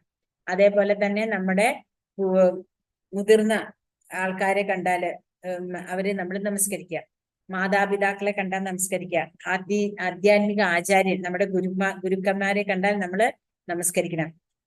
അപ്പൊ അങ്ങനെയുള്ളവരെ നമ്മൾ നമസ്കരിക്കണം, അവരെ ആരാധിക്കണം. പിന്നെ നമ്മൾ എന്താ ചെയ്യേണ്ടത്? ലാളിത്യം, ബ്രഹ്മചര്യം, അഹിംസ. ഇതെല്ലാം നമ്മള് ബ്രഹ്മചര്യത്തിനെ പറ്റി, ബ്രഹ്മചാരികളായിട്ടുള്ള ആ ആശ്രമത്തിൽ ഇരിക്കുന്നവരെ പറ്റി നമ്മൾ മനസ്സിലാക്കിയിട്ടുണ്ടായിരുന്നു. അപ്പൊ അങ്ങനെയെല്ലാം ചെയ്യണതിനെയാണ് ശാരീരികമായ തപസ് എന്ന് പറയുന്നത്. ഇവിടെ നമ്മൾ കണ്ടില്ലേ, ഒരു കുട്ടി വന്നിട്ട് പ്രഭുപാദയ്ക്ക് പൂമാലയിട്ട് കൊടുക്കാണ്. അപ്പൊ ആ കുട്ടി എന്താ ചെയ്യണത്? ആ കുട്ടി ആ കുട്ടിയുടെ ഗുരുവിനെ പൂജിക്കുന്നതാണത്. ഹരേ കൃഷ്ണ. ശ്രീല പ്രഭുപാദയ്ക്ക് ജയ്. 15 ശ്ലോകം. അനുദ്വേഗകരം വാക്യം സത്യം പ്രിയഹിതം ചയത് സ്വാധ്യായാഭ്യാസനം ചൈവ വാഗ്മയം തപ ഉച്യതേ. വാഗ്മയം തപ ഉച്യതേ. വാക്കുകൊണ്ട്, മനസ്സുകൊണ്ടുള്ള, ശരീരം കൊണ്ടുള്ള നമ്മൾ പറഞ്ഞു. വാക്കുകൊണ്ട് എന്താ ചെയ്യേണ്ടത്? സത്യം, സത്യവും പ്രയോജനകരവും കേൾക്കുന്നവർക്ക് ഉദ്വേഗമുണ്ടാക്കുന്നതും ഹിതകരവുമായ സംഭാഷണവും പതിവായുള്ള വേദമന്ത്രോച്ചാരണവുമാണ് വാഗ്മയമായ തപസ്. അതായത് നമ്മുടെ ഈ ബ്രഹ്മചര്യത്തിലുള്ള കുട്ടികളായാലും നമ്മൾ പഠിക്കുന്നത് സ്വാധ്യായം ചെയ്യാന്ന് പറയും. അപ്പൊ വേദമന്ത്രങ്ങളെല്ലാം നമ്മൾ സ്വാധ്യായം ചെയ്താലേ നമുക്കത് കിട്ടുള്ളൂ. അപ്പൊ അത് അവര് കറക്റ്റായിട്ട് ഉച്ചരിക്കുക, അത് വേണ്ട വിധത്തിൽ പഠിക്കുക. പിന്നെ സത്യം, സത്യം ഇന്നലെ പറഞ്ഞ പോലെ മറ്റുള്ള ഒരാൾക്ക് ദുഃഖം ഉണ്ടാക്കുന്ന തരത്തിലായിരിക്കരുത് നമ്മുടെ സത്യം പറയേണ്ടത്. നമ്മളത് കുറച്ച് സാവധാനത്തില് അതെങ്ങനെയാണോ അവതരിപ്പിച്ചാൽ ആ ആൾക്ക് മനസ്സിലാവുന്നത് ആ വിധത്തിൽ നമ്മൾ സത്യം പറയാം. അങ്ങനെ അല്ലാണ്ട് നമ്മൾ എന്തെങ്കിലും അടുത്തടിച്ച് പറയുമ്പോഴുള്ള ആ വിഷമം അതിനെ ഇടവരുത്താണ്ടിരിക്കാം. പിന്നെ അതേപോലെ തന്നെ ഇപ്പൊ അതേസമയം ഒരു ഗുരുവിനെ ശിഷ്യനോട് തെറ്റാണെങ്കിലും അത് ആ സത്യത്തിനെ വിളിച്ചു പറയാം. അല്ലാണ്ടുള്ള ആൾക്കാരോടെ അങ്ങനെയുള്ളത്. അപ്പൊ കേൾക്കുന്നവർക്ക് വിഷമം വരുന്ന വിധത്തിലായിരിക്കരുത് നമ്മുടെ സംഭാഷണം. അതാണ് നമ്മുടെ വാക്ക്. അപ്പൊ നമ്മൾ ആ വാക്കിനെ വേണ്ട വിധത്തില് സന്തോഷപൂർവ്വം മറ്റൊരാളിലേക്ക് എത്തിക്കാൻ പറ്റുന്നത് നമ്മുടെ ഒരു തപസ്സാണ്. നമുക്ക് എങ്ങനെയും സംസാരിക്കാം അല്ലെ. ഒരാളോട് വരാൻ പറയണേന് ഇവിടെ വടാ എന്നും പറയാൻ നമുക്ക് ഇവിടെ ഒന്ന് വരൂ കേട്ടോ എന്നും പറയാം. ആ പറയുന്ന രീതിക്കും ആ പറയുന്ന വിധത്തിലും വ്യത്യാസം വരണ്ട്. പറയണതെല്ലാം ഒന്ന് തന്നെയാണ്, അർത്ഥം ഒന്ന് തന്നെയാണ്. പക്ഷെ ആ പറയുന്ന ഉച്ചാരണത്തിന്റെ വ്യത്യാസം. അപ്പൊ നമ്മള് കുട്ടിയാണെങ്കിലും വലിയവരാണെങ്കിലും നമ്മളത് പ്രാക്ടീസ് ചെയ്യാൻ ശ്രമിക്കുക. അല്ലാണ്ട് എനിക്ക് എന്തെങ്കിലും ആയെ തോന്നി ഞാൻ വിളിച്ചു പറഞ്ഞു, എന്റെ മനസ്സിലുള്ളത് എന്റെ ഇഷ്ടത്തിന് പറയാനുള്ളതാണ്, അങ്ങനെ അല്ല എന്നാണ് ഭഗവാൻ സാത്വിക ഗുണത്തിൽ പറയണത്. എന്തും ഇഷ്ടമുള്ളത് വിളിച്ചു പറയണതല്ല, നമ്മള് മറ്റുള്ളവരെ ദുഃഖിപ്പിക്കാത്ത വിധത്തിൽ സംസാരിക്കുന്നതാണ് വാഗ്മയമായ തപസ്. ഇനി മാനസികമായിട്ടുള്ള തപസ് എങ്ങനെയാണെന്ന്. മനഃപ്രസാദ സൗമ്യത്വം മൗന ആത്മാവിനിഗ്രഹ ഭാവസംശുദ്ധിരിത്യേതത് തപോമാനസമുച്യതേ. തപസ്, മനസ്സുകൊണ്ടുള്ള തപസ് എങ്ങനെയാണെന്ന്. മനസ്സുകൊണ്ടുള്ള തപസ് എങ്ങനെയാന്ന് വെച്ചാല് നമ്മള് മൗനത്തിലിരിക്കുക. പലപ്പോഴും നമ്മള് മൗനത്തിലിരിക്കണു എന്ന് പറഞ്ഞാല് നമ്മുടെ വായി ചിലപ്പോ സംസാരിക്കണില്ല എന്നുണ്ടെങ്കിലും മനസ്സിൽ കൂടെ 100,000 കാര്യങ്ങൾ ഇങ്ങനെ ഓടിക്കൊണ്ടിരിക്കുന്നുണ്ടാവും. അപ്പോ അങ്ങനെയല്ല, മനസ്സാല് നമ്മള് മൗനത്തിലിരിക്കുക. അത് ഭയങ്കര ബുദ്ധിമുട്ടുള്ള കാര്യമാണ്. നമുക്ക് തന്നെ വാച്ച് ചെയ്താൽ മനസ്സിലാക്കാൻ പറ്റും. പിന്നെന്താ, നമ്മൾ ആത്മസംയമനം, നമ്മള് വളരെയധികം സംയമനത്തോടു കൂടിയും സ്വഭാവശുദ്ധിയോടുകൂടിയും ചെയ്യണതാണ് മൗനം. അപ്പൊ മൗനം എന്ന് പറയുന്നതിന് പല വേർഷൻ കൊടുക്കാണ് അല്ലെ. നമ്മള് തൃപ്തരായിട്ടിരിക്കുമ്പോ നമ്മൾ ആവശ്യമില്ലാത്ത ഒരു കാര്യത്തിൽ സംസാരിക്കാനും ഒന്നും പോണില്ല. അപ്പൊ സംതൃപ്തി വേണം, സൗമ്യത, വിനയത്തോടുകൂടെ സ്നേഹത്തോടുകൂടെ സംസാരിക്കുക. പിന്നെ ശുദ്ധമായ, അതായത് ആരോടും ഒന്നും സംസാരിക്കാണ്ട്, ഇപ്പൊ നമ്മൾ മൗനവ്രതമൊക്കെ എടുക്കാന്ന് പറയും. അങ്ങനെ മൗനമായിട്ട് കുറച്ചു നേരം അല്ലെങ്കിൽ ഒരു ദിവസം അങ്ങനെയൊക്കെ നമുക്ക് ചെയ്യാൻ പറ്റും. പിന്നെ ആത്മസംയമനം, സ്വഭാവശുദ്ധി, സ്വഭാവത്തിലുള്ള നമ്മുടെ ശുദ്ധി, അത് നമ്മൾ ശരീരത്തിലായാലും വാക്കിലായാലും സ്വഭാവശുദ്ധി വളരെ ആവശ്യമാണ് അല്ലെ. അത് മനസ്സുകൊണ്ട് നമ്മൾ ചെയ്യണതിനാണ് സാത്വികമായ ആളുകളുടെ തപസ്. ഇത് നമ്മൾ ആ 3 വിധത്തിലുള്ളത് ഇതാണെന്ന് പറയാണ്. ശ്രദ്ധയാ പരയാ തപ്തം തപസ്ത്രിവിധം നരൈഹി അഫലാകാംക്ഷിഭിർയുക്തേ സാത്വികം പരിചക്ഷതേ. ഈ 3 വിധം തപസ്സും ആധ്യാത്മിക വിശ്വാസത്തോടെയും ഭൗതിക നേട്ടങ്ങളെ ആഗ്രഹിക്കാതെയും പരമപുരുഷന് വേണ്ടി മാത്രം അനുഷ്ഠിച്ചു വന്നാൽ സാത്വികം എന്ന് പറയാം. അപ്പോ ഈ എല്ലാ തപസ്സും നമ്മള് ഭഗവാന് വേണ്ടി മാത്രം ചെയ്യണം. വിശ്വാസത്തോടെയും ഭൗതിക നേട്ടങ്ങൾ ആഗ്രഹിക്കാതെയും പരമപുരുഷന് വേണ്ടി മാത്രം അനുഷ്ഠിക്കാം. അപ്പോ എല്ലാത്തിന്റെയും ആസ്വാദകൻ ഭഗവാനാണെന്നും ഭഗവാന്റെ ആസ്വാദനത്തിന് വേണ്ട കാര്യങ്ങൾ ചെയ്യാനുള്ളതാണ് ജീവാത്മാവ്. അപ്പൊ അതിനെപ്പറ്റി മനസ്സിലാക്കിയിട്ട് നമ്മൾക്ക് വേണ്ടി എന്തെങ്കിലും നേടാണ്ട് ഭഗവാന് വേണ്ടിയിട്ട് ഓരോ കാര്യങ്ങളും, ഇത് കണ്ടില്ലേ, ഇതെല്ലാം ഇത് രഥയാത്ര, ഇത് ഭഗവാന്റെ യമുന നദിയിലുള്ള ഇതാണ്, എന്താ പറയാ, ഭഗവാന്റെ രാധാറാണിയും കൂടെ വഞ്ചിയിൽ കൊണ്ടുപോകുന്ന ഒരു ഇതുണ്ട്. ഇത് പ്രഭുപാദ ശിഷ്യന്മാരുടെ കൂടെ നടക്കുന്നത്. അപ്പൊ ഇവരെല്ലാവരും ഭഗവാന് വേണ്ടി മാത്രം ചെയ്യാണ്. അപ്പൊ അങ്ങനെ ചെയ്യണത് തന്നെയാണ് സ്വാത്വികം എന്ന് പറയുന്നത്. ഇവിടെ രാജസമായിട്ടുള്ള തപസ്സിനെ പറ്റി പറയണം. സത്കാരമാന പൂജാർത്ഥം തപോദംബേന ചൈവയത് ക്രിയതേ തദിഹ പ്രോക്തം രാജസം ചലമധ്രുവം. ഇവിടെ പറയണു രാജസം എന്ന് പറയുന്ന നമ്മുടെ തപസ് എങ്ങനെയാണ്. അതായത് നമ്മളൊരു കർമ്മം ചെയ്യുമ്പോൾ നമുക്കൊരു ഉള്ളിലൊരു ചിന്തയുണ്ടാവും, ഓ ഇത് 10 പേര് അറിയണം അല്ലെ, അല്ലെങ്കിൽ ഇതെനിക്ക് എന്താ പറയാ, എനിക്കിതെല്ലാം ചെയ്യാൻ സാധിക്കും, അങ്ങനെയുള്ള ആ ചിന്തയുള്ളതാണ് രാജസം. അതായത് ബഹുമതിയും ആരാധനയും നേടാനോ അഹങ്കാരം കൊണ്ടോ ചെയ്യപ്പെടുന്ന തപസ്. അത് അഹങ്കാരം കൊണ്ട് ചെയ്യപ്പെടുന്ന തപസ്സിനൊക്കെ ഉദാഹരണമാണ് രാവണൻ, അതേപോലെ ആരാണ് ഹിരണ്യാക്ഷനൊക്കെ. അവർക്കത് നേടിയെടുക്കണം, എനിക്കത് സാധിച്ചെടുക്കണം എന്നുള്ള അവരുടെ അഹങ്കാരമായിരുന്നു അല്ലെ. അതിനോട്ടാണ് അങ്ങനത്തെ ഒക്കെ ബലങ്ങളും അവർക്കുണ്ടായത്. എന്നാൽ അത് അനിശ്ചിതം, ക്ഷണികമാണ് അല്ലെ, ക്ഷണികമാണ്. അതിന് നമുക്കൊരിക്കലും പറയാൻ പറ്റില്ല അത് ശരിയാണെന്നുള്ള അല്ലെ. അത് എന്തുകൊണ്ടാന്ന് വെച്ചാൽ അവര് ആഗ്രഹങ്ങള് നേടിയെടുക്കാനുള്ള, ഓരോരോ ആവശ്യങ്ങൾ നേടിയെടുക്കാനുള്ള തരത്തിലുള്ളതായതുകൊണ്ടാണ് അതിനെ രാജസ് എന്ന് പറയുന്നത്. ഇനി ഇവിടെ 19-ാമത്തേല് പറയുന്നു താമസമായിട്ടുള്ളത് എങ്ങനെയാണെന്ന്. മൂഢഗ്രാഹേണാത്മനോ യത് പീഡയാ ക്രിയതേ തപഃ പരസ്യോത്സാദനാർത്ഥം വാ തത്താമസമുദാഹൃതം.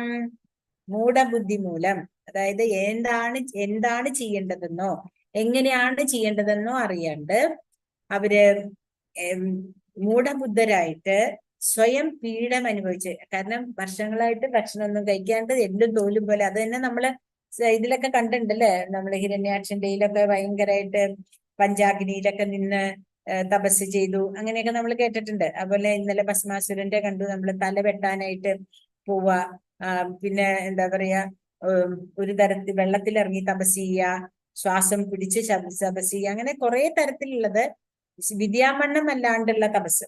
അപ്പൊ അങ്ങനെ ചെയ്തിട്ട് എന്താ ചെയ്യണത്? അവര് ചെയ്യണത് ഒരിക്കലും രാജ്യത്തിന് വേണ്ടിയിട്ടോ അല്ലെങ്കിൽ സ്വന്തം നന്മയ്ക്ക് വേണ്ടിയിട്ടോ പിന്നെന്താ നല്ല കാര്യത്തിനൊന്നും വേണ്ടിയിട്ടല്ല. അവര് ചെയ്യണത് മറ്റുള്ളവരെ ഉപദ്രവിക്കാൻ വേണ്ടിയിട്ടാണ്.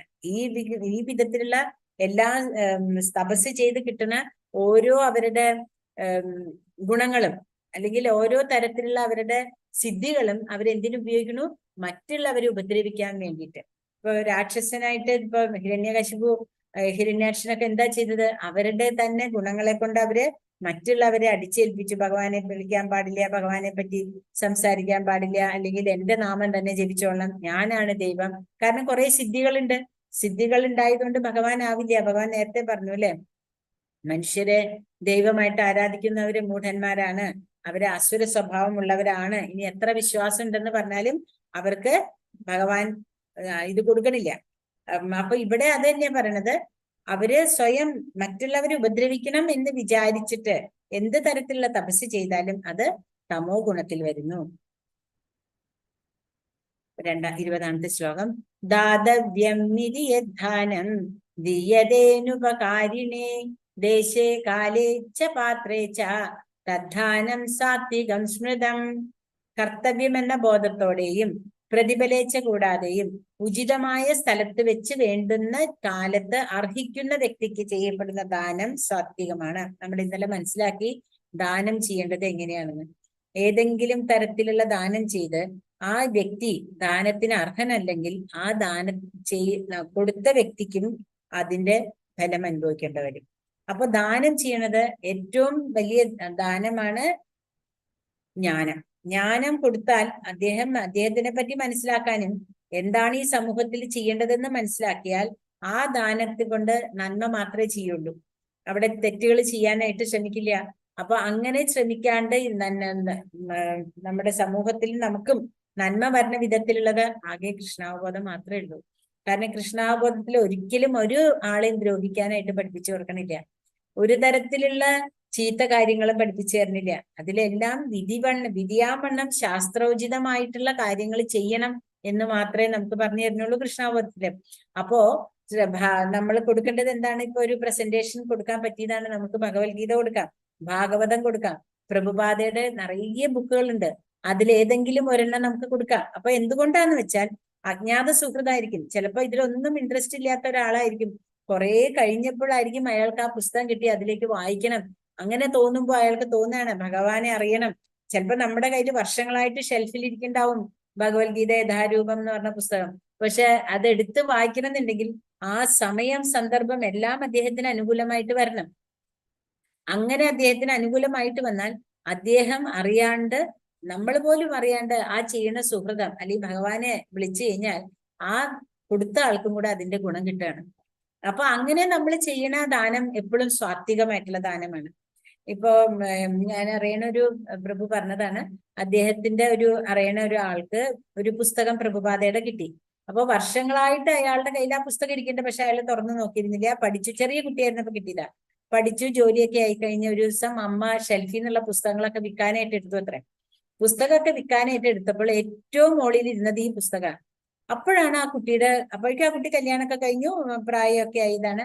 പക്ഷെ അയാളുടെ കണ്ണ് എപ്പോഴാണ് ആ പുസ്തകത്തിൽ തട്ടിയപ്പോഴാണ് മനസ്സിലായത്, ഇത് എനിക്ക് എന്നോ കിട്ടിയൊരു പുസ്തകമാണ്, അത് ഞാൻ വായിച്ചിട്ടില്ലല്ലോ, ഒന്ന് വായിക്കണം. അങ്ങനെ അയാൾ വലിയൊരു ഭക്തനായിട്ട് മാറി എന്നുള്ളതാണ്. അപ്പൊ നമുക്ക് പറയാൻ പറ്റില്ല ഏത് സമയത്താണ് നമ്മളിലേക്ക് ആ അനുഗ്രഹം വരിക എന്നുള്ളത്. അപ്പൊ നമുക്ക് ചെയ്യാൻ പറ്റിയ ഒരു കാര്യമാണ് ഭഗവാന്റെ പുസ്തകങ്ങൾ മറ്റുള്ളവരിലേക്ക് എത്തിക്കുക. ഇപ്പൊ പ്രഭുപാദയുടെ നിറയെ പുസ്തകങ്ങൾ ഉള്ളത് നമ്മൾ എത്രയോ പേർക്ക് എത്തിക്കാൻ പറ്റും അത്രയും പേർക്ക് എത്തിക്കുക. കാരണം കൃഷ്ണാവബോധം നിറയട്ടെ നമ്മുടെ നാട്ടില്. കൃഷ്ണാവബോധം നിറഞ്ഞാൽ മാത്രമേ ഉള്ളൂ ആൾക്കാരുടെ മനസ്സിൽ നിന്ന് ഉള്ള എല്ലാ ചീത്ത ചിന്തകളും മാറുള്ളൂ. അപ്പൊ നമുക്ക് 4 ഇതിന്റെ പരമ്പരകളുണ്ട്. അതിലിപ്പോ നമുക്കറിയാവുന്നത് ഇതാണ് ഗൗഡീയ പരമ്പര ആയതുകൊണ്ട് നമ്മൾ ഇതിലേക്ക് തന്നെ പറയുന്നു. അപ്പൊ അതിനനുസരിച്ചിട്ട് നമ്മൾ ചെയ്താൽ ആ ചെയ്യിക്കുന്നവർക്കും അതിന്റെ ഗുണം കിട്ടും, അത് കിട്ടിയവനും അതിന്റെ ഗുണം കിട്ടും. അതാണ് നമ്മൾ ചെയ്യേണ്ട ഏറ്റവും വലിയ ദാനം. കണ്ടോ, ഭഗവാനെ കുളിപ്പിക്കുന്നതൊക്കെയാണ് ഇതിൽ കാണുന്നത്. ഹരേ കൃഷ്ണ. ഇനി ഇവിടെ കാണിക്കുന്നത് എന്താ? രാജസം. നമ്മളിപ്പോ ഏറ്റവും കൂടുതൽ കാണുന്ന ഒരു കാര്യമാണ് ഫേസ്ബുക്കിൽ അപ്ഡേറ്റ് ചെയ്യണത് അല്ലെ. എന്തെങ്കിലും ഭക്ഷണം കൊണ്ട് കൊടുക്കും, എന്നിട്ട് എന്ത് പറയും? ദേ അവൻ എത്ര മനസ്സുള്ളവനാണ്, അവന്റെ ഭക്ഷണം കൊണ്ട് കൊടുത്തു. അവൻ ഭക്ഷണം കൊണ്ട് കൊടുത്തു എന്ന് നല്ല മനസ്സാണെങ്കിൽ 10 പേരെ അത് അറിയിക്കേണ്ട ആവശ്യമില്ല അല്ലെ. അപ്പോഴേക്കും വേറൊരാളെ അവിടെ ഫോട്ടോ എടുക്കാൻ തീരുമാനിപ്പിച്ചിട്ട് വെച്ചിട്ടുണ്ടാവും. ഇവിടെ ഈ പാവപ്പെട്ടവർക്ക് കുറച്ച് പച്ചക്കറി കൊടുക്കണേന് അതിന്റെ സെൽഫി എടുത്ത് ഇന്നൊരാൾക്ക് അയച്ചു കൊടുക്കും, അല്ലെങ്കിൽ ഏതെങ്കിലും ഒരു കൂട്ടുകാരനെ റെഡിയാക്കി വെച്ചിട്ട് ആ ഫോട്ടോ എടുക്കും. പക്ഷെ നമ്മൾ എന്താ ചെയ്യണേ?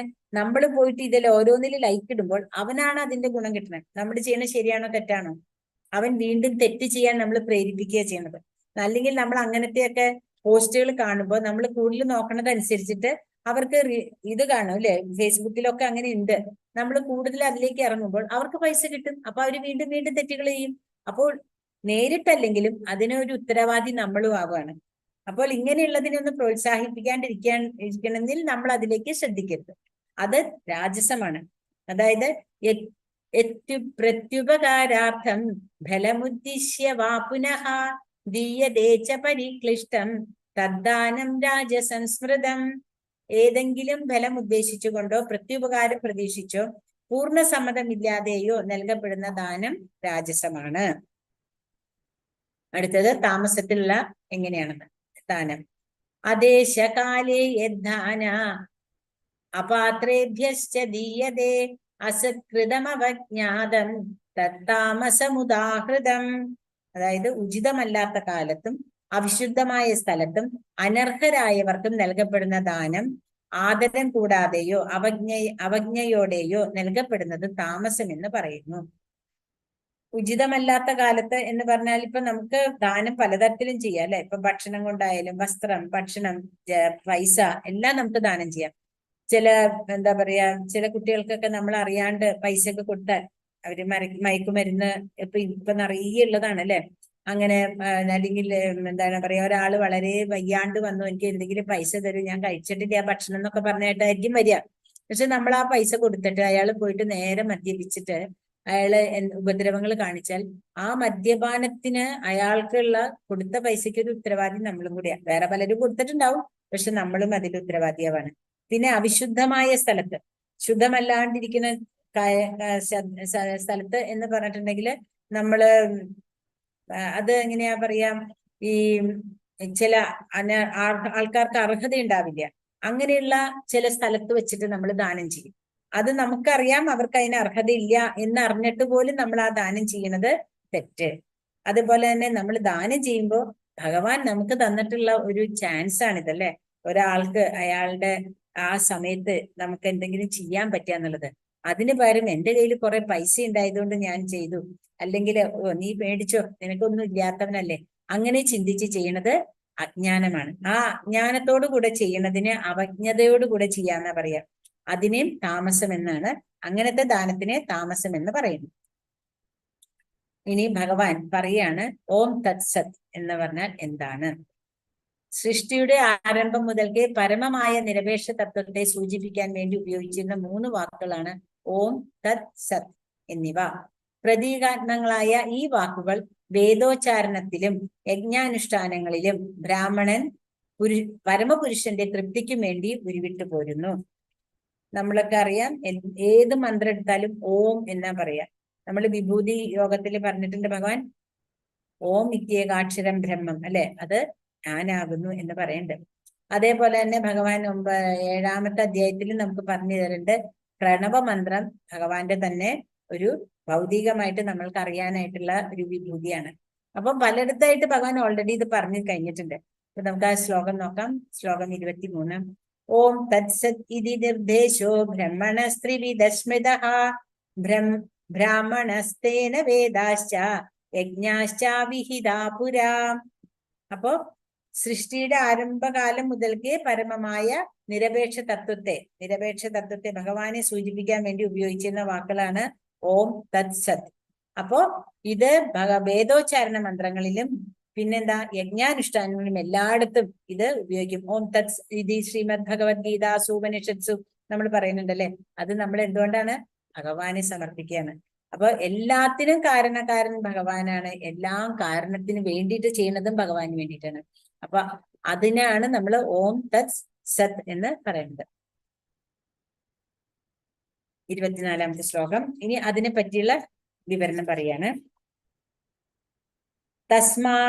തസ്മാദോമിത്യുദാഹൃത്യ യജ്ഞദാന തപക്രിയാഃ പ്രവർത്തന്തെ വിധാനോക്ത സതതം ബ്രഹ്മവാദിനാം.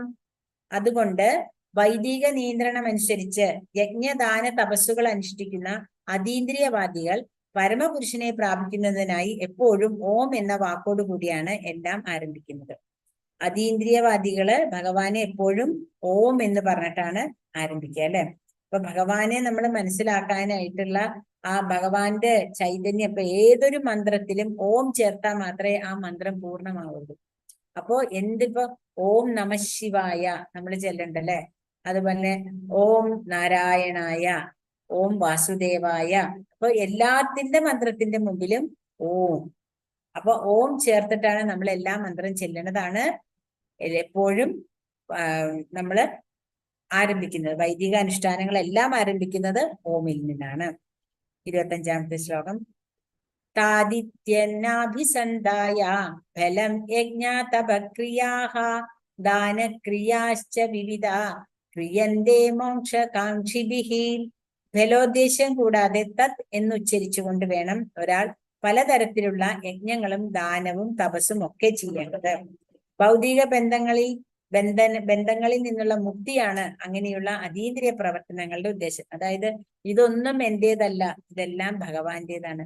അപ്പോ ആ ഭഗവാനെ ഞാൻ എല്ലാം സമർപ്പിക്കുകയാണ്. അപ്പൊ അങ്ങനെ സമർപ്പിക്കുമ്പോൾ നമ്മൾക്ക് നമ്മളുടെ ആ ഉള്ളിലുള്ള അഹം എന്നുള്ളതിനുള്ള ആ ഒരു നമുക്ക് കുറയും.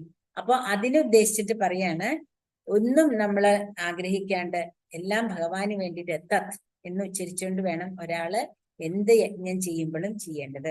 അങ്ങനെ ചെയ്തിട്ടുണ്ടെങ്കിൽ അയാൾക്ക് എന്താവുന്ന ഈ ഭൗതികയിൽ നിന്നുള്ള മുക്തി കിട്ടുന്നു. അപ്പോ അതിനെ എന്തുകൊണ്ടാണ് അങ്ങനെ ചെയ്യണത്, എന്തിനാണ് അങ്ങനെ ചെയ്യണത് എന്ന് വെച്ചിട്ടുണ്ടെങ്കിൽ നമ്മള് എത്രത്തോളം ഭൗതികതയിൽ പെടുന്നുവോ അത്രത്തോളം നമ്മള് ഈ സംസാര ചക്രത്തില്, സംസാര സാഗരത്തില് അല്ലെ കടന്നിതാവും. അപ്പൊ അതിൽ നിന്ന് നമുക്കൊരു മുക്തി കിട്ടാനായിട്ട് നമ്മളെല്ലാം ഭഗവത് സമർപ്പണമായിട്ടാണ് ചെയ്യേണ്ടത്. അപ്പൊ അങ്ങനെ തത് എന്ന് പറയുന്നു. അടുത്ത ശ്ലോകം 26, 27.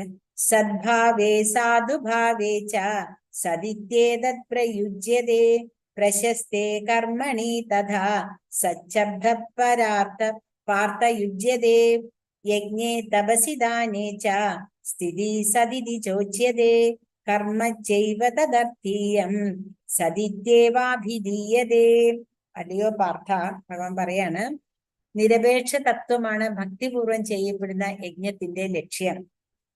സത് എന്ന വാക്ക് അതിനെ സൂചിപ്പിക്കും. നിരപേക്ഷ സത്യം, അബ്സല്യൂട്ട് ട്രൂത്ത്, സത്യം, പരമസത്യം ഭഗവാനാണ് അല്ലെ. ആ ഭഗവാനെ നമ്മള് ഭഗവാനിൽ എത്തുക എന്നുള്ളതാണ് നമ്മൾക്ക് ചെയ്യേണ്ട യജ്ഞം.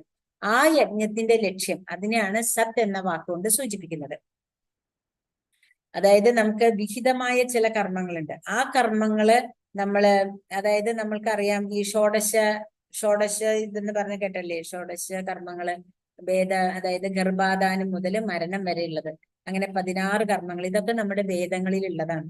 അപ്പൊ അതിനനുസരിച്ചിട്ട് ചെയ്യണം. അപ്പൊ അതിനെ എല്ലാത്തിനെയും നമ്മൾ ഇതിൽ സൂചിപ്പിക്കണം. അതെല്ലാം മുക്തിക്ക് വേണ്ടിയിട്ടുള്ളതാണ്. അപ്പോ ഇവിടെ പറയാണ്, നിരപേക്ഷ തത്വമാണ് ഭക്തിപൂർവം ചെയ്യപ്പെടുന്ന യജ്ഞത്തിന്റെ ലക്ഷ്യം. സത് എന്ന വാക്ക് അതിനെ സൂചിപ്പിക്കുന്നു. ആ വിധത്തിലുള്ള യജ്ഞം അനുഷ്ഠിക്കുന്നവനെയും സത്ത് എന്ന് പറയും. കുന്തിപുത്ര, നിരപേക്ഷ സ്വഭാവം അനുസരിച്ചിട്ടുള്ള മറ്റ് പ്രവർത്തികളെ പോലെ യജ്ഞദാന തപകർമ്മങ്ങൾ ഭഗവത് പ്രസാദത്തിനു വേണ്ടി ചെയ്യപ്പെടുന്നവയാണല്ലോ. അപ്പോ എല്ലാ കർമ്മങ്ങളും നമ്മൾ ഭഗവാന്റെ പ്രസാദത്തിന് വേണ്ടിയിട്ട് ചെയ്യുന്നതാണ്. ഭഗവാനെ പ്രീതിപ്പെടുത്താനായിട്ട് നമ്മൾ ഇതെല്ലാം ചെയ്യുന്നതാണ്. അപ്പോ അങ്ങനെ ചെയ്യുന്ന ആളെയും സത്വഗുണമുള്ള ഒരാളാണ് അല്ലെ അങ്ങനെ ചെയ്യണത്. അല്ലാത്തവരെ നമ്മൾ അസത്ത് എന്നാ പറയാ. അപ്പോ ഈ സത്വഗുണത്തിന് ഉള്ള ആൾക്കാർക്ക് മാത്രമാണ് ഇതിനെക്കുറിച്ച് നമുക്ക് ഇതിനെ പറഞ്ഞാലും മനസ്സിലാവുള്ളൂ. ഇത് ചെയ്യുമ്പോഴും അവരെല്ലാം ഭഗവത് സമർപ്പണത്തോടു കൂടെ തന്നെയാണ് അത് ചെയ്യുന്നത്. അങ്ങനെ വേണം നമ്മള് യജ്ഞവും ദാനവും തപസ്സും നമ്മുടെ എല്ലാ കർമ്മങ്ങളും ചെയ്യാനായിട്ടെന്നാണ് വേദങ്ങൾ പറയുന്നത്, ഭഗവാൻ പറയുന്നത്. ഇനി നമ്മള് ഇതിലെ ലാസ്റ്റ് ശ്ലോകാണ്.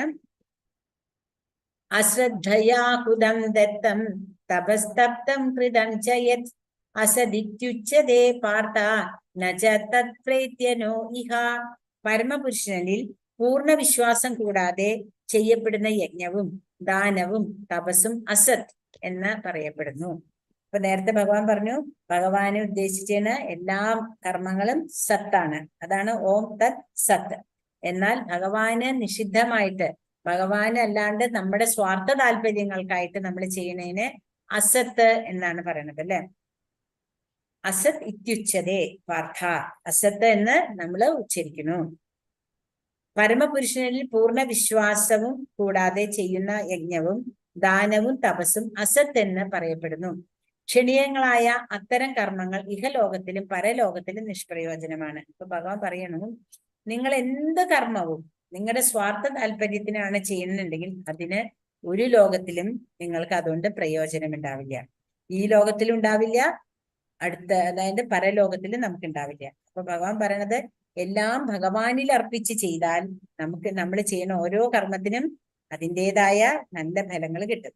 അല്ല നമ്മുടെ ഓരോരുത്തരുടെയും മോഹത്തിനും ദമ്പിനും വേണ്ടിയിട്ടാണ് ചെയ്യണമെന്നുണ്ടെങ്കിൽ അതുകൊണ്ട് അതെല്ലാം നിഷ്പ്രയോജനങ്ങളാണെന്ന് ഭഗവാനോട് പറയാണ്.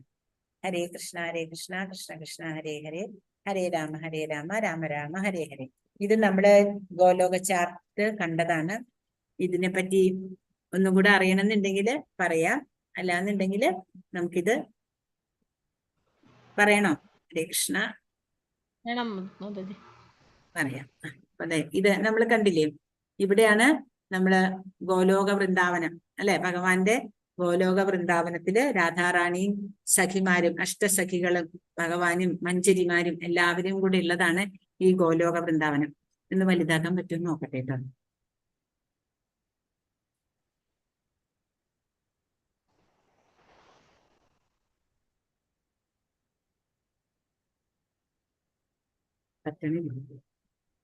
ഒരു മിനിറ്റ്, എന്നിട്ട് ഇതൊന്ന് വലുതാക്കാം.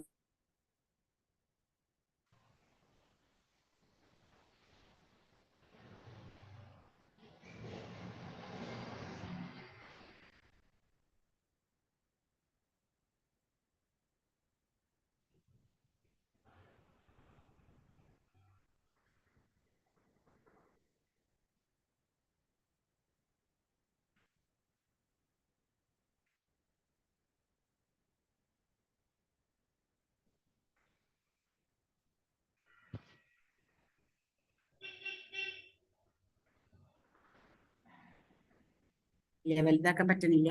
അപ്പൊ നമ്മൾ മനസ്സിലാക്കി, ഇത് ഭഗവാന്റെ അല്ലെ 4 ഇതായിട്ട് ഭഗവാന്റെ തന്നെ വിസ്തരണങ്ങളായിട്ട് സംഘർഷണൻ, വാസുദേവൻ, അനിരുദ്ധൻ, പ്രദ്യുമ്നൻ, അനിരുദ്ധൻ അങ്ങനെയുണ്ട്. അതേപോലെ തന്നെ വൈഷ്ണവ ലോകങ്ങൾ, വിഷ്ണു ലോകങ്ങളാണ് ഈ കാണുന്നത്. വിഷ്ണു തത്വങ്ങൾ തന്നെ നമ്മൾക്കറിയാം. നമ്മള് 4 തരത്തിലുള്ള 4 തരത്തിൽ, അതായത് ശംഖ് ചക്ര ഗദാ പത്മത്തിന്റെ ഓരോ കൈകളിലുള്ള വ്യത്യാസം അനുസരിച്ചിട്ട് ഓരോരോ വിഷ്ണു, അതിനെല്ലാം ഓരോ പേരുകളാണ്. അങ്ങനെയുള്ള ഓരോ പേരുകൾക്കും ഓരോ വിഷ്ണു ലോകങ്ങളാണ്. നമ്മൾ വിചാരിച്ചിട്ടുള്ള പോലെ ഒരു വിഷ്ണു ലോകമല്ല, പല പല വിഷ്ണു ലോകങ്ങളാണ്. അപ്പൊ ഈ വിഷ്ണു ലോകങ്ങളിലെല്ലാം ഭഗവാന്റെ ആ ശംഖചക്ര ഗദാപത്മത്തിന്റെ വ്യത്യാസം അനുസരിച്ചിട്ടുണ്ടായിരിക്കും. അപ്പൊ അങ്ങനെ ഉള്ള ഈ വിഷ്ണു ലോകങ്ങളാണ് ഈ കാണുന്നത്. അപ്പൊ നമ്മള് ഭഗവാനെ ഏത് രൂപത്തിലാണോ ധ്യാനിക്കുന്നത് ആ ധ്യാനിക്കുന്ന ആളുകള് ഇവിടെ വന്ന് ചേരും. ഈ കണ്ടോ, ഈ ലൈറ്റ് മുഴുവനും ഭഗവാന്റെ ഇതാണ്, എന്താ പറയാ, തേജസ്സാണ്. ഭഗവാന്റെ ബ്രഹ്മ തേജസ്, അല്ലെ? ജ്യോതി വ്യോമം, ഈ പരവ്യോമം എന്ന് പറയുന്നത് ഭഗവാന്റെ തേജസ്സാണ്. അപ്പൊ ഭഗവാന്റെ ഈ തേജസ്സും കഴിഞ്ഞിട്ട് നമ്മൾ കാണുന്നതാണ് ഇവിടെ. നമ്മൾ പറഞ്ഞു മഹാകാളന്റെ ലോകമുണ്ട്, എന്താണ് ഗൗരിയുടെ ലോകമുണ്ട്, ഇതെല്ലാം നമ്മൾ മനസ്സിലാക്കി. അത് കഴിഞ്ഞിട്ട് ഇവിടെ കാരണോദകശായി വിഷ്ണുവിൽ നിന്നുള്ള ശ്വാസോച്ഛ്വാസങ്ങളിൽ നിന്ന് ഓരോ ബ്രഹ്മാണ്ടങ്ങളും പുറത്തേക്ക് വരുന്നു. ഹരേ കൃഷ്ണ. അങ്ങനെ വരുന്ന ഒരു ബ്രഹ്മാണ്ടമാണ് നമ്മൾ ഈ കാണുന്നത്. ആ ബ്രഹ്മാണ്ടത്തില് ഗർഭോദകശായി വിഷ്ണു ഉൾപ്പോകുമ്പോൾ ആ ഗർഭോദകശായി വിഷ്ണുവിൽ നിന്ന്, ബ്രഹ്മാവിൽ നിന്ന് 14 ലോകങ്ങളും ഈ താമരത്തണ്ടിൽ തന്നെയാണ്. അങ്ങനെയുള്ള 14 ലോകത്തിന്റെയും 14 ലോകങ്ങളിലും ഓരോരോ ലോകങ്ങളിലും ദേവന്മാര്, തപസ്വികള്, സിദ്ധന്മാര്, സ്വർഗത്തിലുള്ള ദേവന്മാര്, അങ്ങനെ ഓരോരുത്തരും ദൈവിച്ച് പിന്നെ താഴേക്ക് പോകുമ്പോൾ അതലം, വിതലം, സുതലം, തലാതലം, പാതാളം, അങ്ങനെ ഉള്ള അതോ ലോകങ്ങളിലേക്ക് പോയിട്ട് അവിടെ നിന്നും പിന്നെ നരകലോകങ്ങളുണ്ട്. അപ്പൊ ഈ നരകലോകങ്ങൾ 26 അല്ലെ. അങ്ങനെ ഈ നരകലോകങ്ങളും എല്ലാം കൂടെ ഉള്ളതാണ് നമ്മുടെ ഈ ഒരു ബ്രഹ്മാണ്ടം എന്ന് പറയുന്നത്. അതേ ബ്രഹ്മാണ്ടത്തിലുള്ള ഒരു നക്ഷത്രമാണ് ധ്രുവലോകം. ധ്രുവലോകവും, ധ്രുവന്റെ കഥ നമുക്കറിയാം. ധ്രുവലോകം, ഭഗവാൻ ഒരു ലോകം തന്നെ ധ്രുവന് കൊടുത്തിട്ടുണ്ട്. പിന്നെ അതേ സ്ഥലത്ത് തന്നെയാണ് ക്ഷീരോദകശായി, ക്ഷീരസാഗരത്തിൽ വസിക്കുന്ന ക്ഷീരോദകശായി, ക്ഷീരോദകശായി വിഷ്ണു പരമാത്മ രൂപത്തില് ഓരോ ജീവജാലങ്ങളിലും നിറഞ്ഞു നിൽക്കുന്നു. അപ്പൊ ഇതിനെ കണ്ടില്ലേ, 7 ആവരണങ്ങളുണ്ട്. അതായത് ഭൂമി, ജലം, അഗ്നി, വായു, ആകാശം, മനസ്സ്, ബുദ്ധി. അപ്പൊ ഇതിനെല്ലാത്തിനെയും കടന്നിട്ട് വേണം ഒരു ജീവാത്മാവിന് പുറത്തേക്ക് പോകാൻ, ഭഗവാന്റെ ധാമത്തിലെത്തണമെങ്കിൽ. അല്ല നമ്മൾ ഇവിടെ തന്നെ ഈ കെട്ടുപാടുകളിൽ തന്നെ കിടക്കുകയാണെങ്കിൽ ഈ ഓരോ ലോകങ്ങളിലും കിടന്ന് എപ്പോഴാണോ നമ്മുടെ ബ്രഹ്മാവിന്റെ ഒരു പകൽ അവസാനിക്കുന്നത്, ആ സമയത്ത് ഇതെല്ലാം പ്രളയത്തിലേക്ക് വന്ന് എല്ലാം ബ്രഹ്മാവിൽ കൂടെ തിരിച്ചും ഗർഭോദകശായി വിഷ്ണുവിന്റെ ഇതിലേക്ക് കയറും, നാഭിയിലേക്ക് പോകും. അപ്പോ മഹാപ്രളയ സമയത്ത് ഇതെല്ലാം കൂടെ കാരണോദകശായി വിഷ്ണുവിൽ നിന്ന് നാരായണനിലേക്കും ഇത് പോകും. അപ്പോ അങ്ങനെയാണ് ആ ചക്രം. അപ്പൊ ഇത് നമ്മൾ ഒരിക്കലും മനസ്സിലാക്കിയതാണ്, എന്നാലും എല്ലാവർക്കും മനസ്സിലായി എന്ന് വിചാരിക്കുന്നു. ഹരേ കൃഷ്ണ കൃഷ്ണ കൃഷ്ണ ഹരേ ഹരേ, ഹരേ രാമ രാമ രാമ ഹരേ ഹരേ. വാഞ്ചാകൽപതരുഭ്യശ്ച കൃപാസിന്ധുഭ്യേവ ച പതിതാനാം പാവനേഭ്യോ വൈഷ്ണവേഭ്യോ നമോ നമഃ. അനന്തകോടി വൈഷ്ണവൃന്ദി കി ജയ്. ശ്രീല പ്രഭുപാദ് കി ജയ്. ശ്രീല ഗുരുദേവ് കി ജയ്. നിതായ് ഗൗര ഹരി ഹരി ബോൾ. ഹരേ കൃഷ്ണ.